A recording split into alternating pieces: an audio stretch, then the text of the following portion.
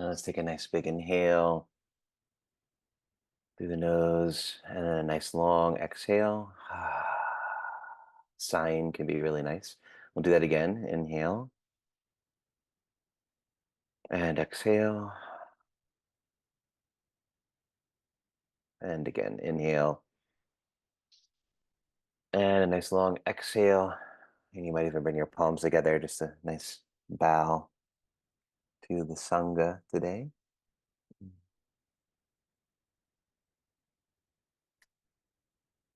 Yeah, and I want to welcome you. Welcome everyone to our Sacred Mountain Sangha Sunday Sit.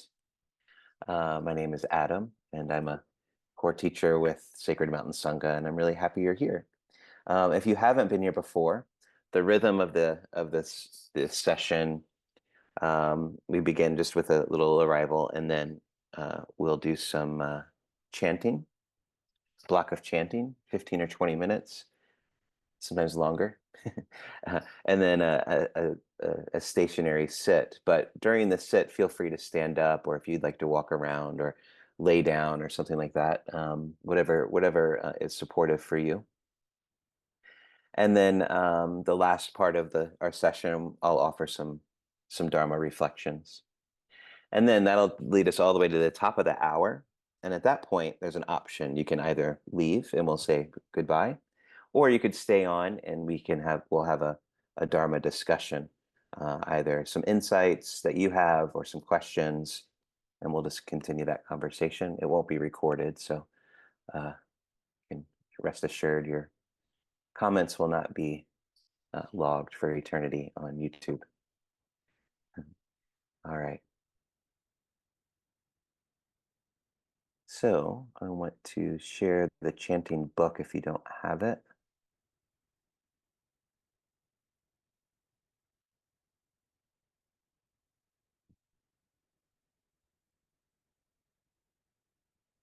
I shared this one, and then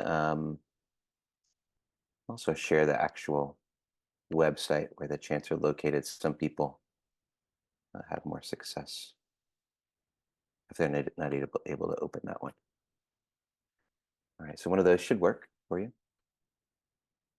And we will begin by honoring the Buddha at the top of page 3. And then we'll go through the refuges and the precepts.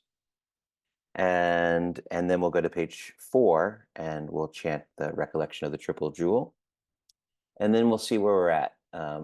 We'll probably end with the great compassion mantra, but we might be able to fit something else in there too. So always got to improvise a little bit.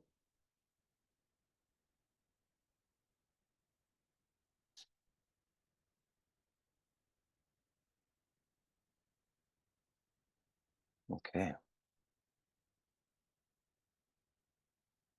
Just pausing for a moment.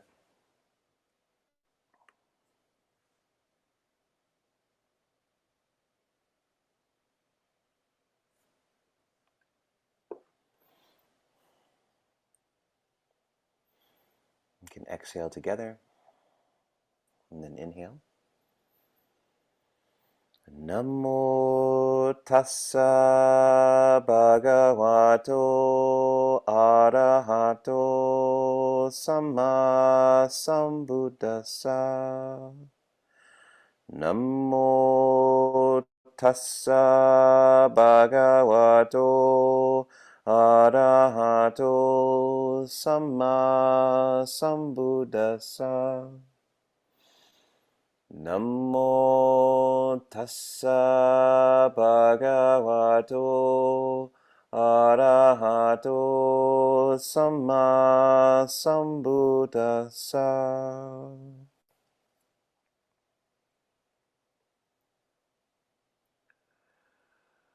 Buddham saranang gacchami.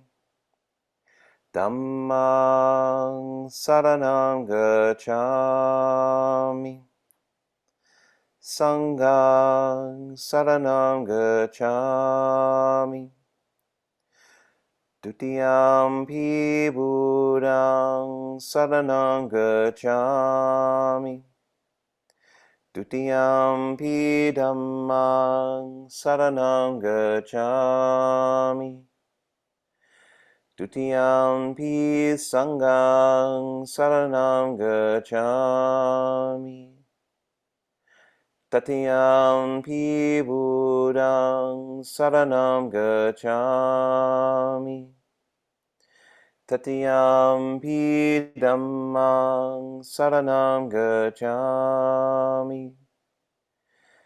Tatiyampi sanghang saranam gacchami.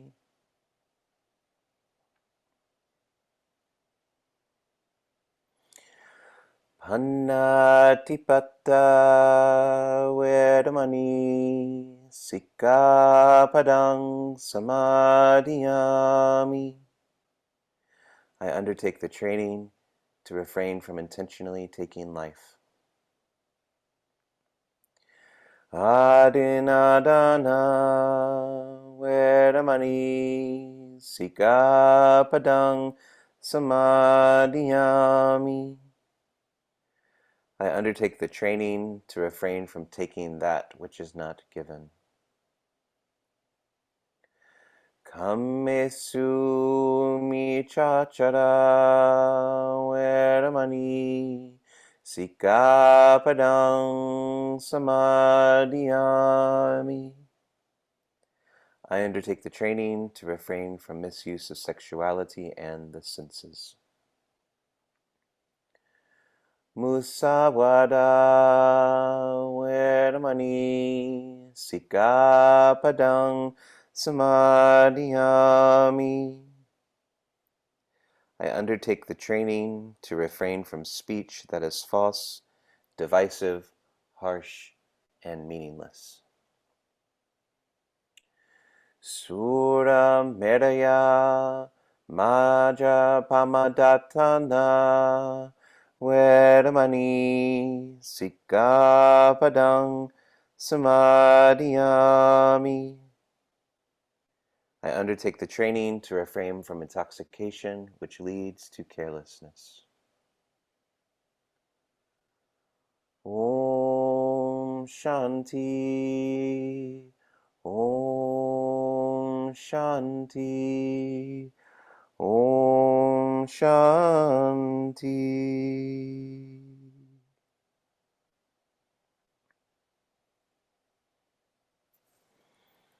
All right, let's move on next to the page 4, Recollection of the Triple Jewel.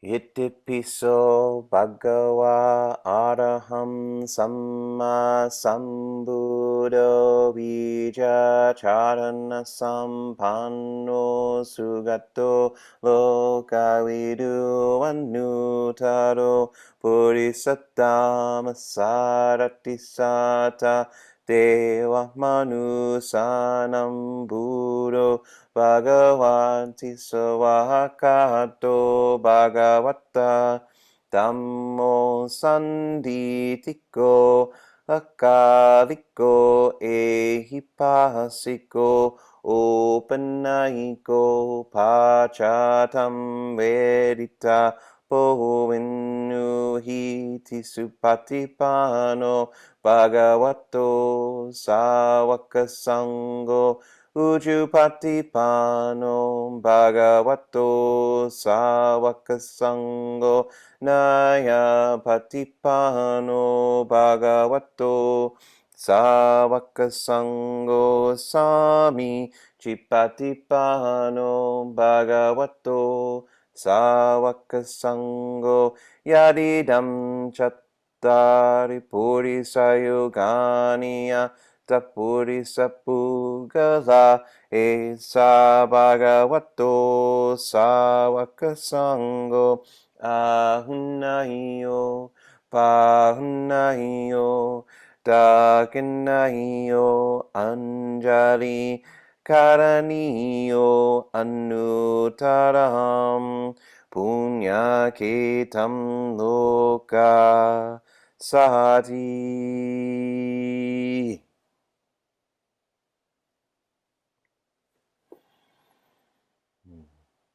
Let's just pause here now.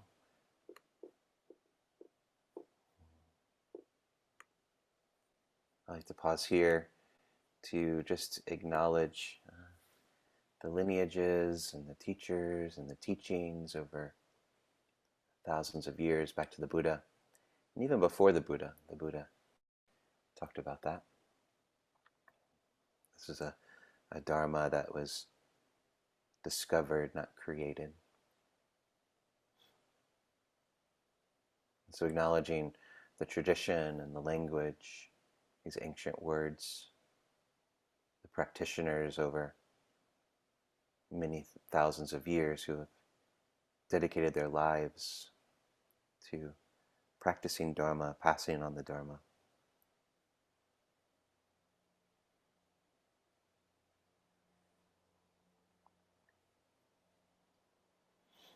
Rooted in South Asia,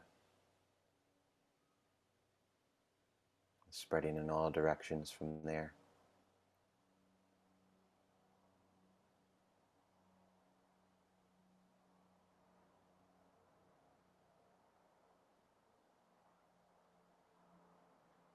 There were a few times where the Buddha was asked, he's enlightened, you're enlightened Buddha, why do you practice? And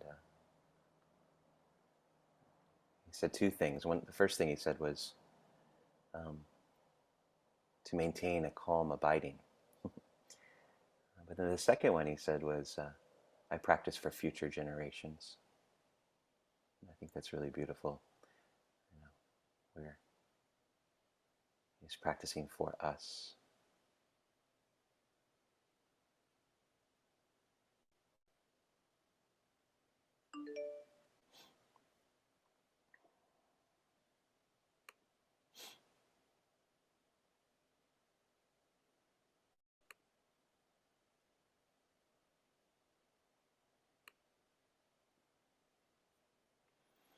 Okay, thank you. Let's just go to the Great Compassion Mantra, actually, which is on page 13, I believe.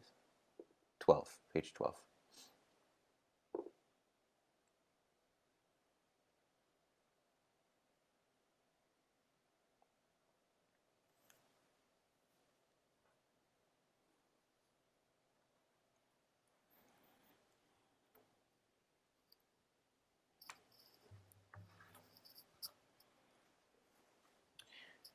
This mantra describes all of the infinite ways that Kuan Yin shows up for us.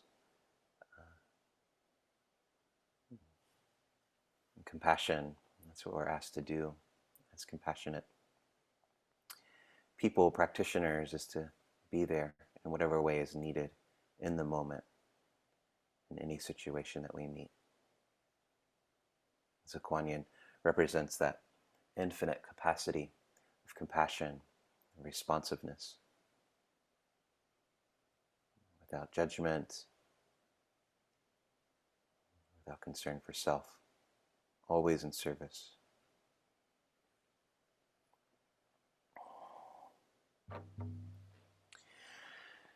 Namo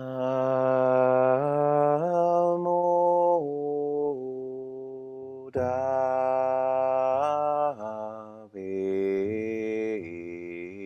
Quan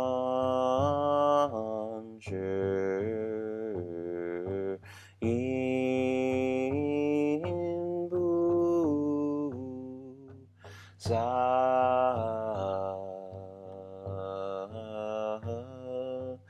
Namo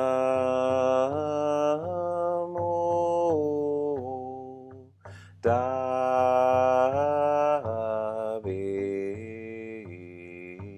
Quan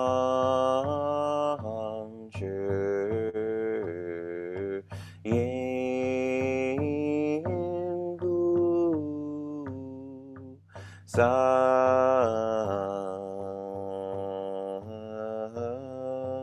Na Da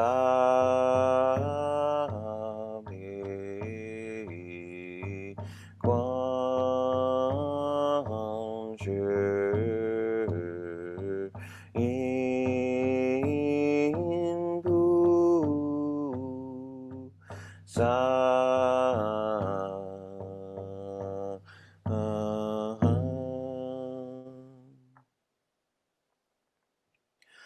Namo Hala Danno Dola Ye Namo Ali Ye Bolu Diri Shambhala Ye Buddhi Sato Paye Moha Sado Paye Moha Jani Jaye Nansa Panna Faye Sudan Noda Shin Namo Shiri Toi Mongani Ye Jiri Shirfu Alang Toban Namo Nola Ginger Shiri Moha Pandu Samme Saparuto Shupang Ashuryam Sado Namo Passado Namo Pachemo Vatado Dajar Tuna Navalushi Lujari Jaladi Ishili Buddhi Sato Sappa Sappa Mola Mola Mushi Mushi Rito Yunjuru Juru Jemang Duru Fashairi Moha Fashairi Tola Tola Dilini Shirfulai Jala Momo Famola Muniri Ishi Ishi Cherno Cherno Wada Shandula Fasha Fashan Pula Shaye Hulu Hulu Mola Hulu Hulu Shili Sola Sola Shili Sulu Sulu Putti Putti Putto Putto Miri Nola Ginger Diri Shiny Payamono Supa Shito Ye Supa Moha Shito Ye Supa Shito Yui Sherpanaye Supa Nola Ginger Supa Nola Supa Shiru Sangha Muchoye Supa Supa Moha Ashito Ye Supa La Shito Ye Supa Bodom Moni Shito Ye Supa Nola Ginger Panjela Ye Mobali Shangjela Ye Supa Namo Hala Danno Dola Ye Namo Ali Ye Bolu Jedi Shambhala Ye Supa Hanan Shidandu Mandola Bato Ye Sopa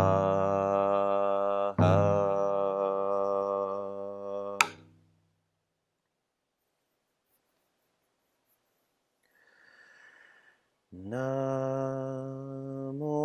Quan Yin Usa Ona Quan Yin Usa Ena Mo Quan Yin Usa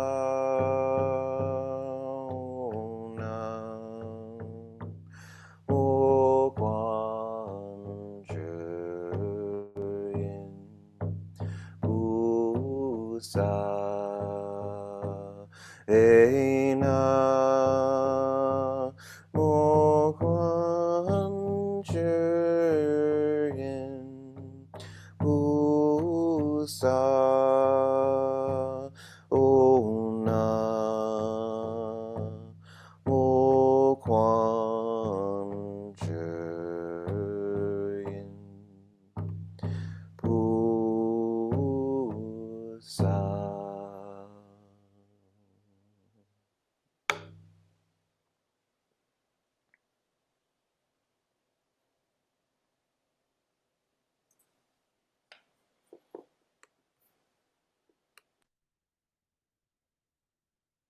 Settle in for some meditation now.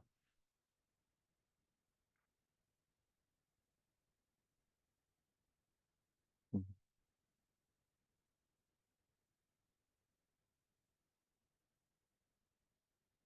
Allowing the chanting to guide you into the stillness, into the body,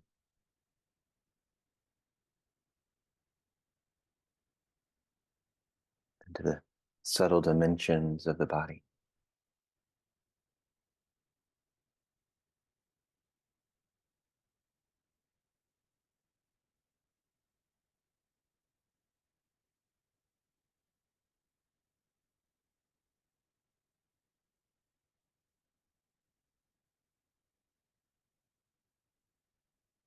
So we drop the attention through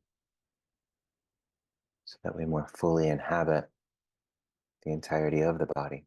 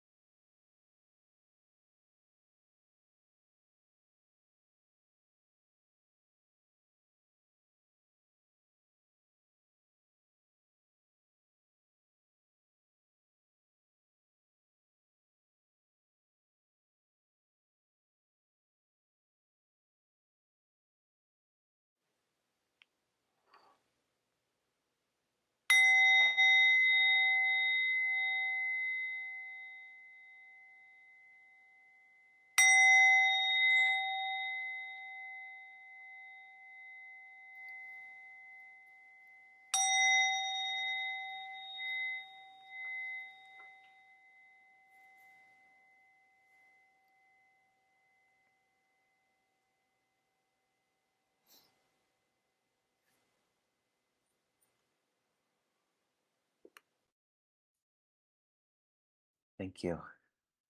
Um, yeah, so feel free to make yourselves comfortable or adjust. Take a drink of something before we get started here.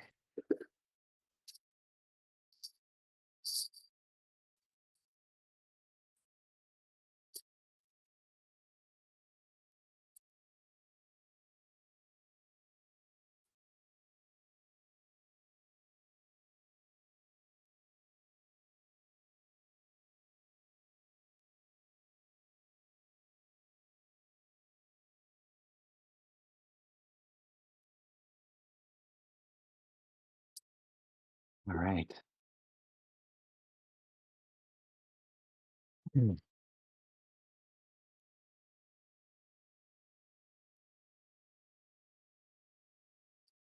So in the chant we chanted uh, the recollection of the triple jewel. There's obviously three parts to it. So the Buddha, the Dhamma, and the Sangha. And I really love how the Dhamma is described in the chant, and it's directly from the suttas too. So the Buddha often described the Dhamma, which I will say the Dhamma, which is uh, Pali, and then the Sanskrit is Dharma. So that's the difference. There's none, just a little distinction. Um, really, the oldest translation of Dharma or Dhamma is just means nature or the way things are, the natural law, things like that. It can also mean the teaching of the Buddha, but I really like this idea that the Dhamma is um, just the way things are. uh, and so the Buddha often talked about how this is an ancient path. This is something that he discovered. He didn't create, and so this has been around. This is the Dharma that the Buddha expounded has been around since the beginning. The Buddha had laid out a particular pathway to realizing this Dharma, but uh, the the Dharma itself is ancient. Just like there's a law of gravity, or you know the various laws in nature that we have. There's the Dharma, uh, and so in many ways the Buddha really was just investigating the the laws that govern the mind or human behavior, or the laws that are the conditions that create suffering and the conditions that create liberation. So I think that's really important to know, just to realize and to see that this isn't something that the Buddha manufactured. This is something that he found, he discovered. Uh, and so that's important. It's not like a spiritual system that was concocted by you know some some special guru somewhere. This is something that the Buddha was very clear. Like this is something that he uncovered. And I'll speak to that a little bit more. But when we talk about when in this chant, the way the Dharma is described, it's one of the descriptions is Sphagato Bhagavata. Actually, Sphagato is the word. Bhagavata Dhammo just mean Bhagavata is blessed one and Dhammo is Dharma. But Swagato is it's well expounded. So the Buddha expounded the Dharma well, like he communicated it um, accurately, concisely. The second line, the second way it's described is sanditiko. And sanditiko is it's always present, it's always here, it can't leave you. Um, Even in the darkest times, the Dharma is there. Even in the best times, the most joyous times, the Dharma is there. The Dharma is always here, right now, because it couldn't be anywhere else if it is natural, right? If it's always, if these are the way things are, then it can't not be the way it is. um, so that's the Dharma, Sanditiko. It is here. It's now. It's always present. And I also like to think of it as it's always available. It's always there as a refuge. It's always there to be drawn from. And then akaliko means timeless, means it doesn't age, it's not new, it's not bound by time, it doesn't go out of style, it's timeless, it's always relevant, it's adaptable to the time that it's in, or the culture that it's in, or the place that it's in. Uh, the Dharma is ehipasiko, ehipasiko. It invites investigation. It naturally draws us in, naturally pulls us. It's uh, leads us. Well, this is the next one. The Dharma is opanayiko. Ehipasiko and opanayiko kind of go together to me. Opanayiko is it leads inward to the source. So the Dharma points towards the nature of all things, or the nature of us, and that place where we all come together. It's pulling us there. It's pushing us there. It's leading us toward the source. And then pachatam, to be experienced individually by the wise. And so we each have our own individual path towards realizing the Dhamma. Each one of us has a very unique individual path. And that's very important too. It's not about conforming to something that's outside of ourselves. It's about going inward and facing our own struggles, our own pains, our own suffering. And each of us have a unique suffering, though we all have commonalities with our suffering. This facing it is an individual process, and it leads us to the source of all things, and that's where we all come together. And so I think this is a really beautiful way of describing the Dharma. It's it's collective and individual at the same time, but this idea of it being the way things are. Um, there's a real refuge in that when it can't be any other way. Yeah, it's like the law of gravity. You can believe that there is no law of gravity, and then you test it, and it's not going to turn out very well for you. It's going to end in suffering. Um, and so we can continue to go down the path of suffering, or we can come to terms with the way things are, and move towards liberation. So this made me think of what's called the City Sutta, or the Nava Sutta. I think it's the Nava Sutta. I can't remember exactly how it's translated. But yeah, there's a sutta, and the connected discourse is called the City. And this whole section of the suttas is about dependent origination. And at the end of this one, actually, Nava Sutta is the boat sutta. It's a different sutta. So this is the City Sutta. At the end, he says this. He says, suppose, bhikkhus, a person wandering through a forest would see an ancient path, an ancient road traveled upon by people in the past. They would follow it and would see an ancient city, an ancient capital that had been inhabited by people in the past, with parks, groves, ponds, and ramparts, a delightful place.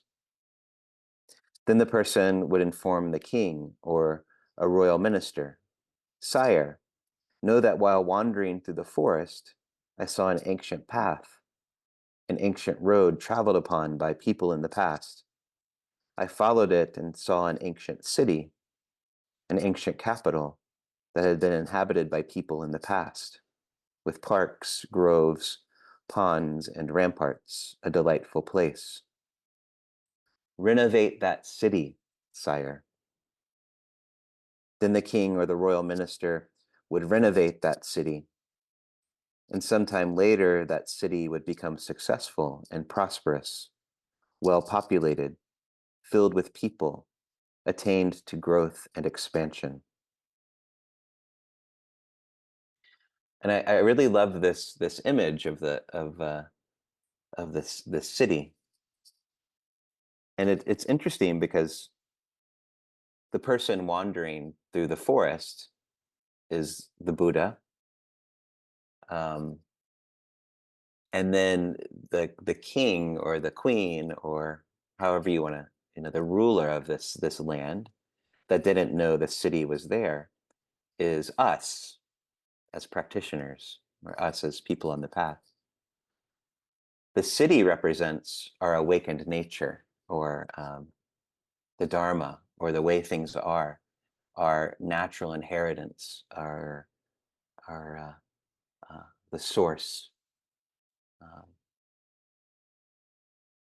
our true awake. You could even say Buddha nature. Yeah.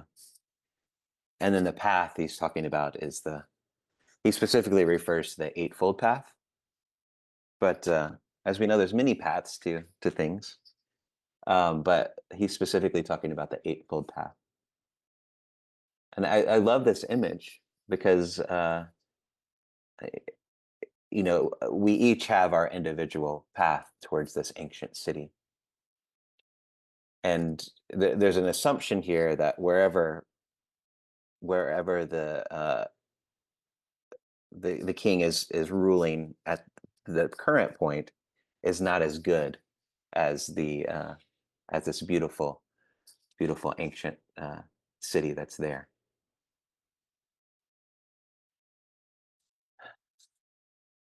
And I love this, and for many reasons. And one of the reasons is because it shows the Buddha's trust in us. But it's also saying, he's also saying, I'm not going to go before you and clear the path for you and do it for you. He's saying, you have to renovate that city. There's an ancient road, it's over there, and you need to go renovate that city.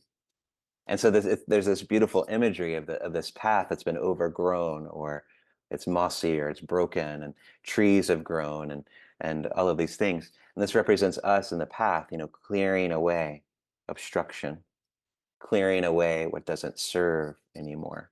This gradual path towards the city. And we get to the city and we begin to renovate it and populate it and begin to inhabit and uh,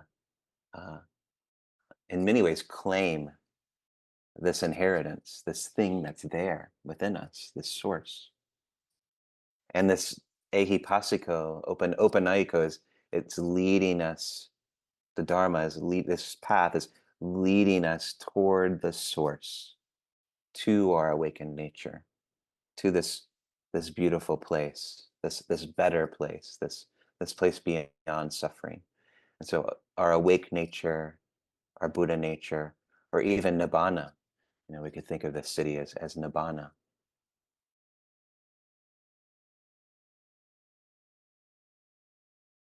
And I love that it's a path. It's not just go inhabit the city. It's you have to follow the path. It reminds me of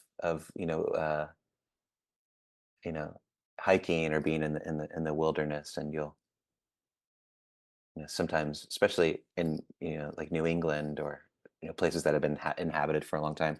I had a particular experience in Bali, just walking through the jungle, and so you'll just come across these temples that are kind of overgrown, and that are kind of torn down. Or like in New England, you come across these houses that you'll find a hearth, and the walls are broken down, and um, that at one point this place had vibrancy, and that hearth was on fire, and there's food being cooked on it, and there was a vibrancy in the house. Or I'd come across this temple, and how many ancient rituals were held there, and you know how many lives of people, like this was at the very center of their spiritual life.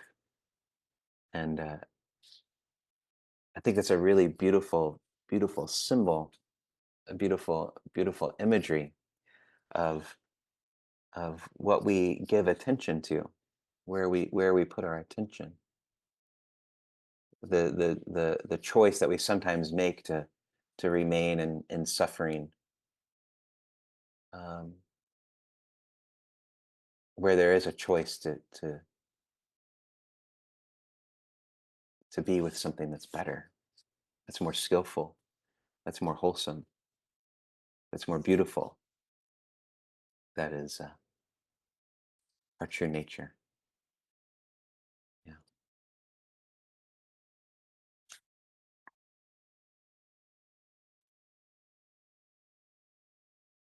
And sometimes walking the path, it's we move towards awakening by participating in awakened activity. If you take something like metta, uh, metta, in my understanding and my experience of metta, it puts me in touch with that true nature. And so sometimes walking the path is just, it may not feel great, you may not be in the mood, it may not be aligning with you to do metta, or to do these phrases, or to radiate metta, or whatever it is, but we do it anyway because we want to become more loving, we want to become more kind, we want to be uh, uh, more moving more towards our true nature. So there's this faith and there's this confidence. And so the means and the end are sometimes the exact same thing. So we practice compassion, or we practice metta to become more compassionate. We practice mindfulness, even when it's difficult, to become mindful. So we go along this path that we can't necessarily see the end, but we know the end. And we do it anyway because we know it's leading somewhere. And I think of this image of the city as overgrown, and you're moving along the path, and you can't see the city yet, but you have confidence that this path is taking you somewhere, and so you keep following it. And sometimes it's a little more overgrown than it was, and you keep going, and it might not be fun, and it might not be great, but you keep following this path, and eventually it leads to this place that's far beyond what we from where we were living. Yeah. So I really love this. I really love this sutta, and I think the the primary thing that I love about it is, for me, it gives me uh, a, an awakened faith, knowing that the Buddha had confidence in me. You know, as I said in the beginning, the Buddha said he practiced for future generations, and so the Buddha had faith in me. He said often, "I'm not someone special. My nature is the same as your nature. My potentiality is your potentiality." Like that confidence, that faith. Here's the path. All you have to do is follow it, and that gives me confidence when I sit down to practice. So it's at the top of the hour now. I'll have to end it there. I want to thank you for listening, and feel free. I have much more to say, but we'll have to end it there. Thank you so much. If you'd like to offer dana, I'll put a link in the chat. It can be for Sacred Mountain Sangha, or for me. I think you can note it on the when you fill out the form. That's the dana. Thank you so much. Again, my name is Adam. And again, if you have any questions, or if you have further insights, or you just want to listen, feel free to stay on. And thanks for joining us. Have a wonderful, wonderful rest of your day.